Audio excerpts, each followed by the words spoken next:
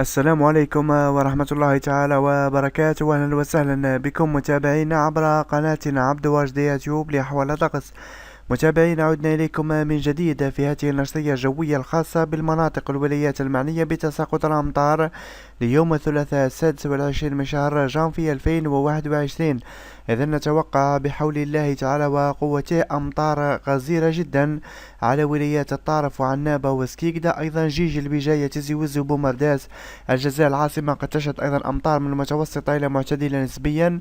أيضا ولايات سقهراس قالما قسنطينة بالإضافة إلى ميلا سطيف برج بوعريج، أيضا البويرة والبوليدة، أيضا أم البواقي وباتنا شمال المسيلة، شمال أيضا ولاية خنشلة وشمال ولاية بسة ستشهد أيضا بعض الأمطار في الفترة الصباحية. أيضا على المناطق الغربية أمطار ستكون حاضرة على ولايات وهران، مستغانم، ولاية شلف، وأيضا ولاية بازا، وأيضا معسكر وغليزان، ولاية تيارت، وأيضا المدية وعين الدفلة. إذن كل هذه المناطق ستكون معنية بالأمطار. الأمطار ستكون ضعيفة نسبيا على المناطق الغربية.